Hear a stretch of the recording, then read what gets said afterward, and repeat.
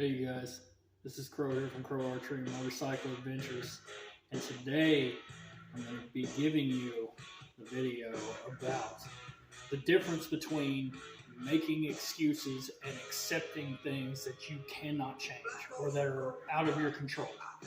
Okay, and so what I thought about was three scenarios that have happened in three separate lives. One in my best friend and brother's life, one in my buddy, who is also my next door neighbor, in their life, and one in my life. Okay? So this is going to be kind of a longer video, so if you don't stick around, I completely understand. But I do believe that you will be able to find a lot of value in what I'm about to talk about. So with that being said, first off, thank you for all the support.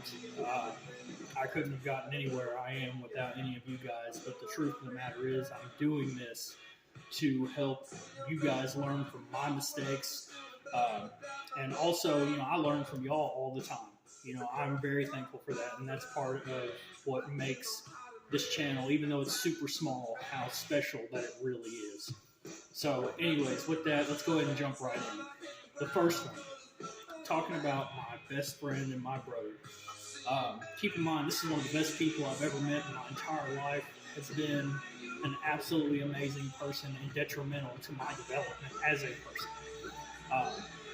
So what he does, he works as an assistant chef of a private club. Okay, and he's been there for going on almost 6 years, and it's taken him a long time to get to where he is now one of the assistant chefs. But the thing is, during that entire course of time, it's almost been every single year that there's been a new executive chef come in, and Johnny has put in so much work to get to where he is that he knows all of the members of the club. He knows the menus. Everything that he touches turns to gold whenever it goes out onto the floor. And it's to the point that people will not eat there unless he is there. That is just straight fact. And something that he has struggled with the entire time was he's always questioning, like every time the chef job opens up, he talks to me and he's like, man, I want that job. We're talking 6 figures and that could be really beneficial for me and my family. And I'm like, yes.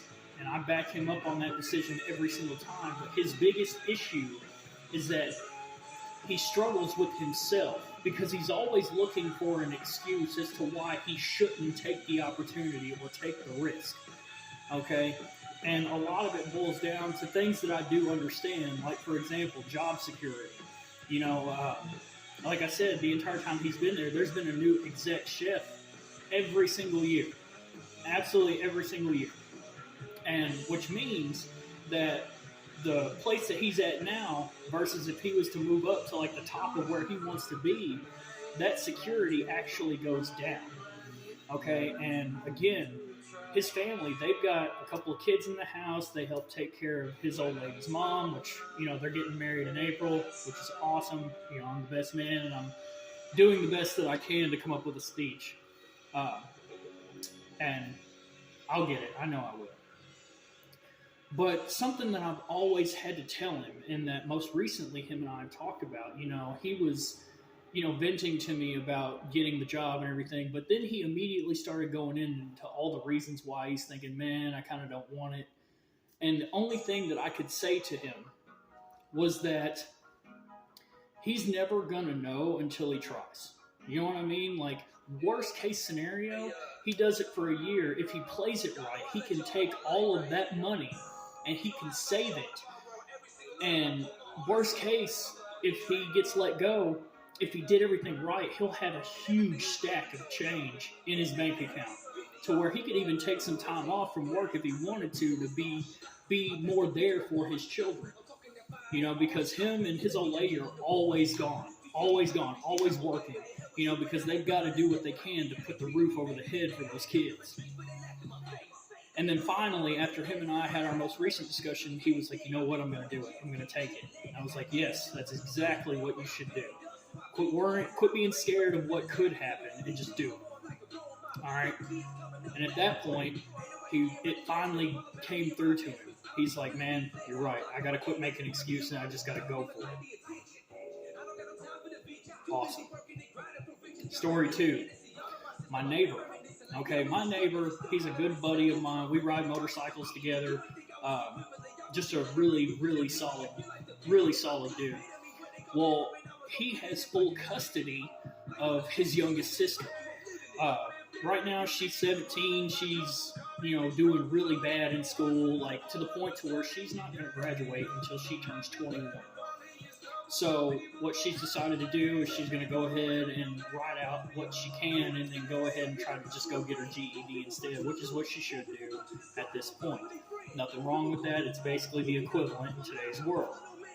Well, the other day I was outside and I was shooting my Hoyt Satori trying to work on some bear shaft tuning, and I saw her outside smoking a cigarette. And so, I turn around, I look, and of course I'm going to say something. I always do. I walk up to her and I'm like, hey, what are you doing? She's like, oh, he already knows. I was like, regardless of if he does or not, I'm not going to snitch on you because that's not my place. I don't believe in that. But we started talking. And, I was asking her about school and what her plan is and all that. And then I was asking her about her driver's license. And she's like, well, I haven't learned how to drive yet. Okay, well, why? Well, because every time I get in the car and I try to drive, I get scared and everything. Okay, well, why? Well, it's because I don't know how to drive. Okay. The reason on that regard, what I told her was that the two best people that you can go to teach you how to drive is either A, someone that you have humongous respect for, or B, one of your friends that's not a total dumbass. She was like, yeah, you're right. Yeah, you're right. Well, then it went to, what do you want to do with your life? And she was like, well, I really want to be a tattoo artist and a piercer. And so I was like, okay, cool. I actually know some people here in town that would probably take you as an apprentice. She's like, oh, that's really cool. And then you could see that it just lit her up. You know what I mean? And so then she was like, hey, do you want to see some of my drawings? Of course. So she pulls her phone out and she's showing me some drawings, and man, she's awesome. Truly, she's awesome at it. And then I asked her, I was like, so what's holding you back? And that's whenever she said the magic word. And that was, well, every time I try to do something, it's like I only do it a couple times because I fail and I don't want to do it anymore. Okay, well, here's the thing. Every single person on this planet fails. And you are not going to become better unless you go through several failures. That's just life. That's a part of how it is. I mean, look at me. I've made so many mistakes, and I have failed so many times in so many ways that, I have a lot of reasons why I shouldn't continue to do something. But I have the most important thing that drives me to continue doing it, and that is the will and the drive in my heart to keep going and to keep trying. The difference between a novice and a master is that a master has failed more times than a novice has ever attempted to try. Okay? That is, you can take that as law because it's the truth. Alright, in the last scenario, it's related to me and it's kind of personal. And this is more along the lines on understanding the difference between making an excuse for something versus accepting something that you cannot change. Okay, and to me, this was a huge and valuable lesson that actually did something for me, and it really did change my life. So, again, this is kind of personal, but you know what? Like I said, you can never be afraid of failure. So, okay. A couple of years ago, I had met a girl, okay? And I don't know, something just told me, hey, you need to speak to her. You need to say something to her. And so I did. And the next thing I know, we're kind of talking back and forth. It was one of those moments where you knew that there was something greater. There was some other. It was truly, it was magical. Okay. And that has nothing to do with sex or anything of the sort, because, you know, it never got to that point or anything. It was just more along the lines of like a mental connection to where, like, you knew that you were connected somehow on a higher plane of existence, if that makes any sense. And, you know, it got to the point to where, you know, we were going to set up actually truly talking, kind of face to face. Well, then the day comes and I never hear from her. So then I wait, you know, some time, and then, you know, I asked her about it. And this is one of those times and examples in life where, you know, I talk all the time about how, you know, if somebody does something like this to you, that you just cut them off and you never speak to them again. But this was how I knew that this person was truly different, because they had enough respect for me to tell me the truth, no matter how bad it was. Okay, and it wasn't her fault. I've never hated her for it. I've never, you know, ever. Why would I? I mean, how can you hate somebody that tells you the truth? You can't. I mean, you can be mad, but why? Why be mad about it? There's no reason to be. Okay, and at the time, I didn't realize that, I mean, one, she was older than me, so, you know, she got more wisdom than I do in a lot of senses, based on, you know, experiences in life and things like that. And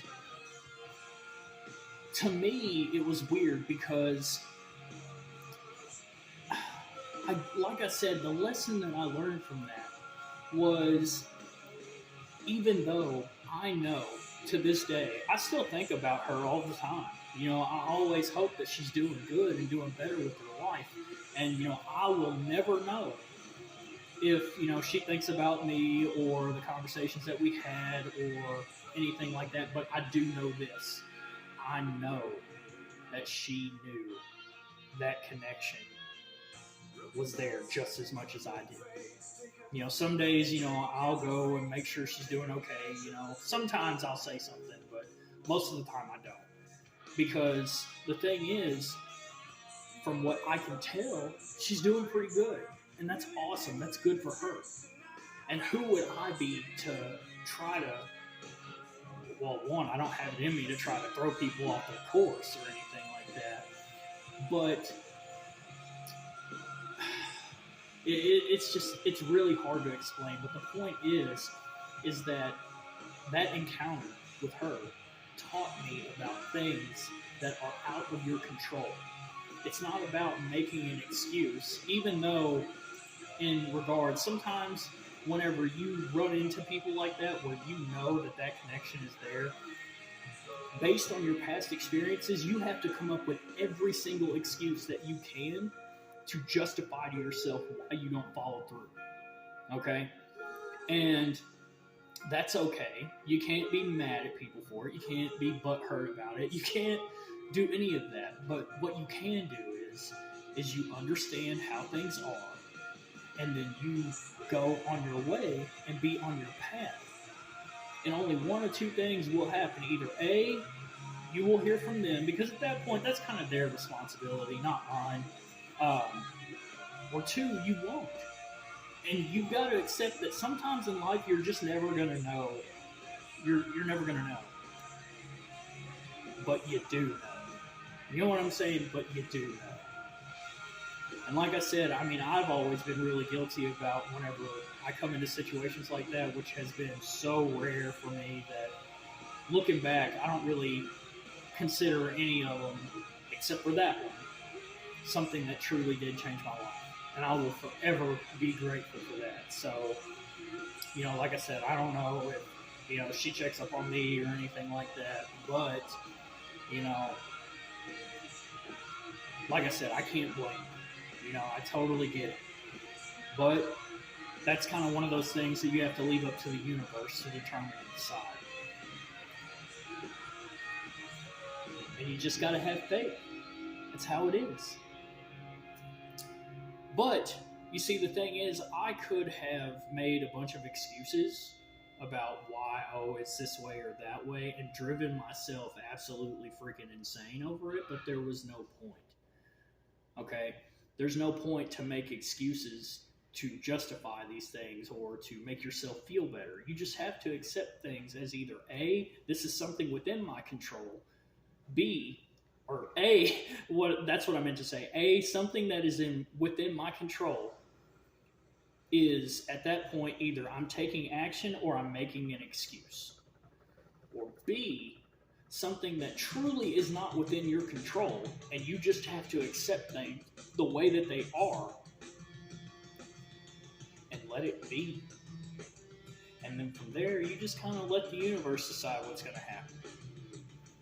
But either way, you can't let excuses define you. You have to get up and do something. But you also can't look at things that you absolutely cannot control and then try to go change them. Because that just makes things way, way worse. Either way, I love you guys. Thanks for stopping by and listening. If you have any thoughts, put them in the comment section below. And have a great one.